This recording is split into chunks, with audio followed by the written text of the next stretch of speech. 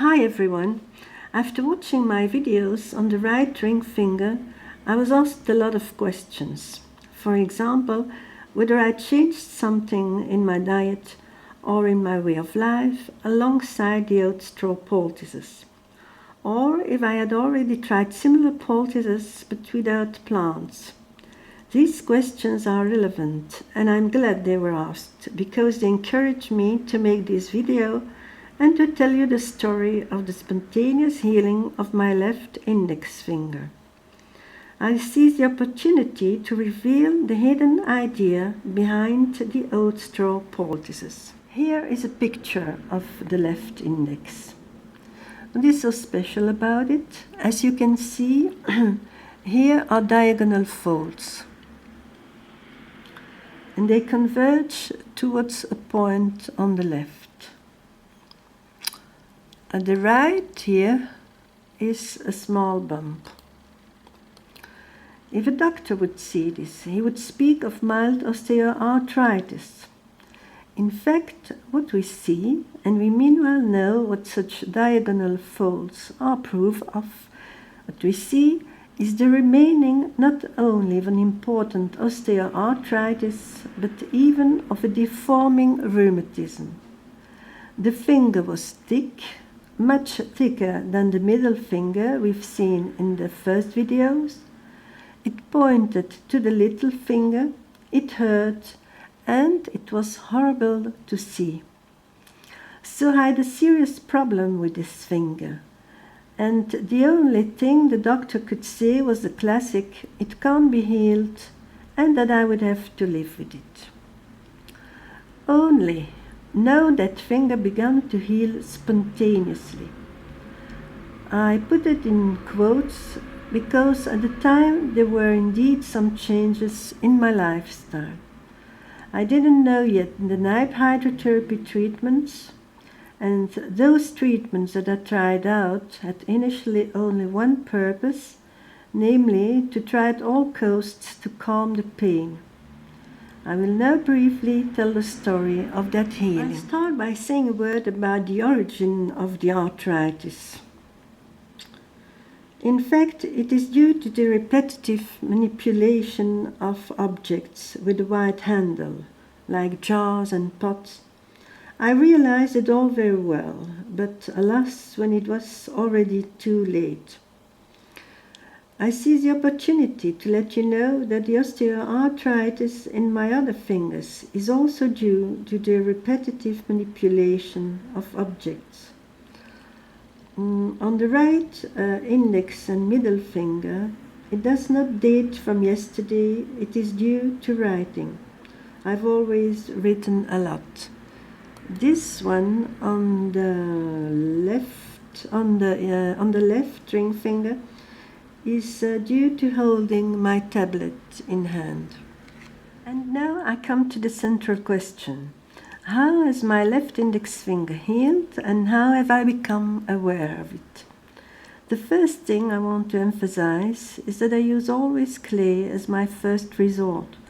So to the extent that I really thought I would have to live with that arthritis, I at least wanted to know whether clay mats could soothe the pain, because the finger hurt so much that I could not press it. But it was absolutely necessary that I could do it because I had composed the song and I had to play the music on the guitar. To play guitar, I had to get rid of this pain at all costs. So I did daily clay mats during a month and the pain had gone, but nothing more. I'd hoped that the clay would do more like it does so often, but no further improvement had taken place.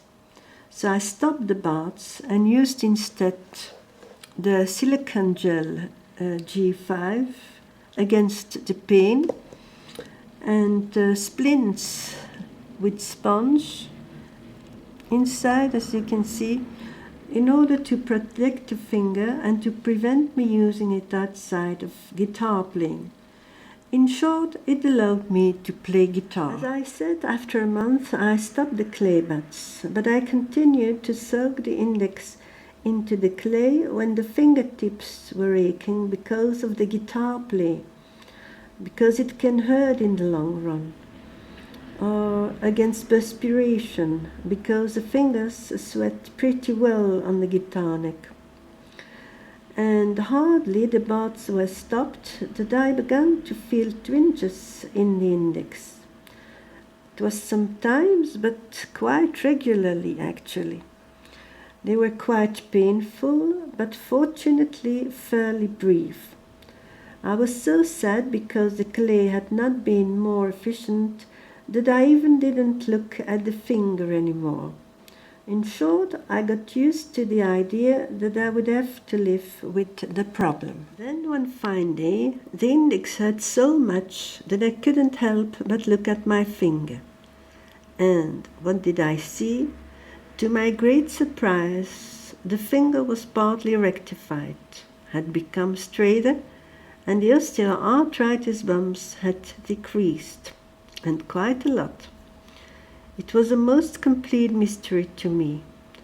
I was unable to say what this unexpected improvement was due to. The only explanation that came on my mind was that it was the work of the clay, the secret and the delayed work of the clay. This was my first assumption, but I've had to review it very soon.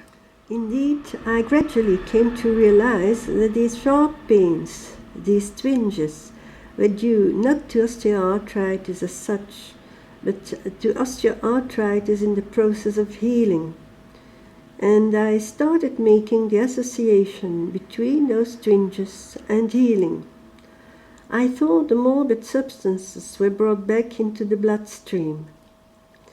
And once attentive to all this, I also saw that the osteoarthritis bumps indeed decreased each time I felt a twinge. A piece here, a piece there, it diminished everywhere, not every day, but regularly. Thus, in a second time, I came to realize that this healing could be due to playing the guitar. And I was reinforced in this hypothesis by two factors. First, I felt those twinges often at night after I'd played guitar during the day. Maybe it's time also to say that I'm really not too good at playing guitar, and as a consequence I had to repeat for hours and hours, and it went on for weeks and months. Then there's a second factor. To be sure, I bought a small guitar for children in order to be able to play on the neck with the right hand. Although it was difficult, I could play enough to feel those twinges in the middle finger, in the right middle finger. From that moment on, I looked every day at my finger in search for the slightest improvement. Finally, I played guitar not so much anymore for the music as such, but for the finger. In 3 months, from December to March, the bulk of the osteoarthritis had gone. Thereafter, it continued to decline during months and months, so especially when I played guitar. Then I stopped playing and the arthritis didn't move anymore. This is the beginning of a long search for me. Previously, I'd done research on the internet, especially to see which natural remedies were proposed. I'd already found the gel, G5, and splints with sponge inside, and finally the hydrotherapy of Kneipp and Salmonov. I'd explored everything, but without proceeding to any concrete treatment. As I now wanted to find the explanation of the spontaneous healing, I had to start the research from scratch. And chance helped me well.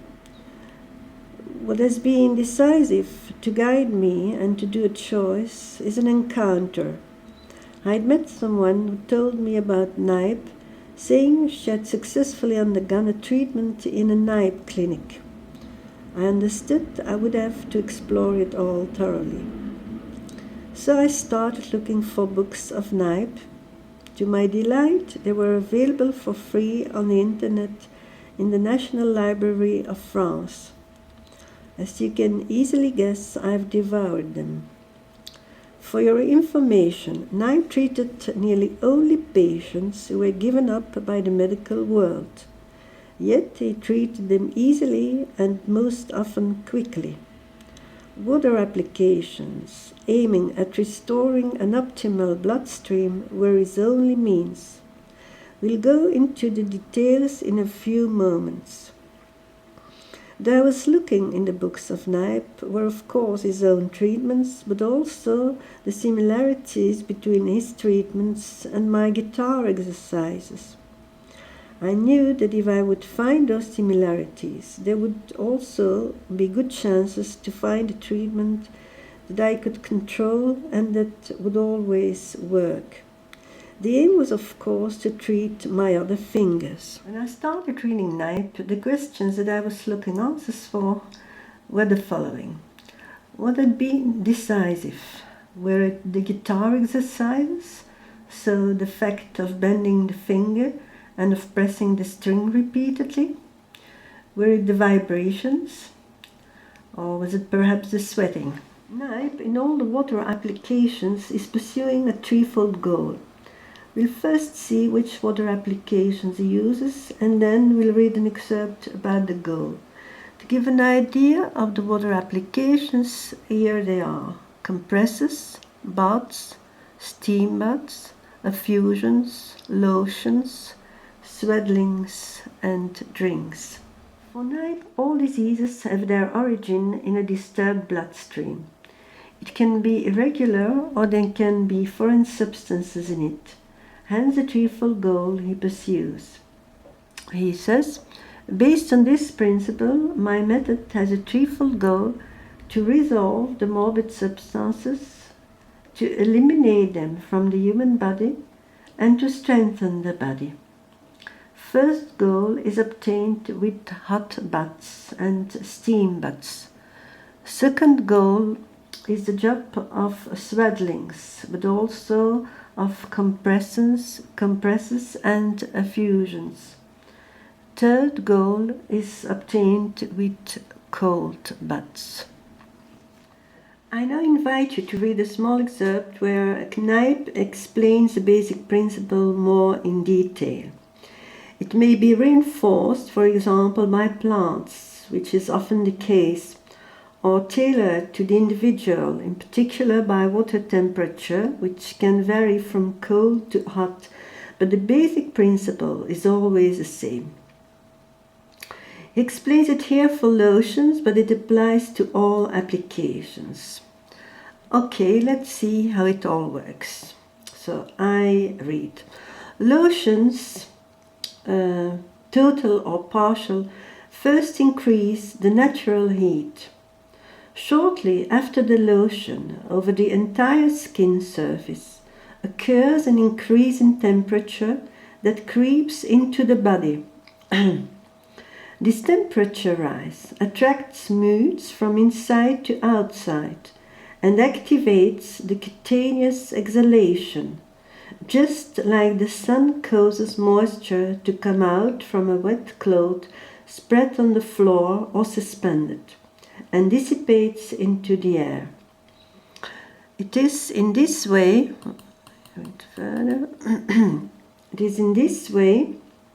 that the heat developed by the lotion attracts moods to the skin. Water that soaks the pores mixes itself with the moods and carries with it, by evaporation, the morbid principles. Okay, I go on reading and translating. So, the lotion has the effect to heat. It is also a means of elimination, and when it is frequently repeated, this resolution and the continuous elimination are definitely not without a favorable influence on the body. So guys, this is a simple philosophy behind the oat straw poultices. The oat straw itself adds, of course, all of its own powers to this activity. It is good for everything. It is used a lot for the skin, for example. And it is, in any case, the plant most often used by Kneipp precisely because of its amazing resolving power. Thus, bit by bit, I found a common factor between the Kneipp treatments and the healing of my left index. It was the sweating. The guitar playing caused exhalation or even sweating. The repetitive exercises may have played the role of oat straw, that is, of the remover. I used also a splint with sponge. This one may have played the role of the absorbent canvas. Sometimes Kneipp's used sponge towels instead of the canvas when the person was strong enough. I return for a moment to the treatment of the right ring finger. I replaced Kneipp's absorbent canvas by absorbent paper. Actually, this was just a test. I did it to see whether it would work. Know that Kneipp used always several layers of absorbent canvas. So the more absorbent it is, the better. I kept the woolen blanket, which is absolutely essential to Kneipp, because it is what keeps it all warm. So don't neglect this outer layer, because even with this woolen layer, Kneipp sent his patients most often to bed. So during the winter, put a second woolen glove or stocking. Put your hand underneath a cushion or go downright beneath blankets, for it is the constant heat that successful treatment depends on. I have noticed on several occasions that when I did so, the result was a little better. You will now understand the hidden idea behind the oat straw poultices. It's simply the practical application of a Kneipp basic principle.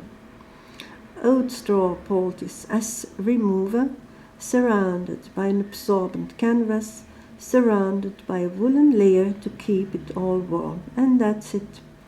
The aim is, of course, to restore an optimal bloodstream as to nourish the fingertips again. I will conclude by stressing the big difference between the effects of these two cures. The spontaneous healing of the left index was associated with twinges. The healing of the right ring finger, though treated with poultices, was very smooth. Only 2-3 times I felt a little twinge. At times I felt that it worked, but nothing more.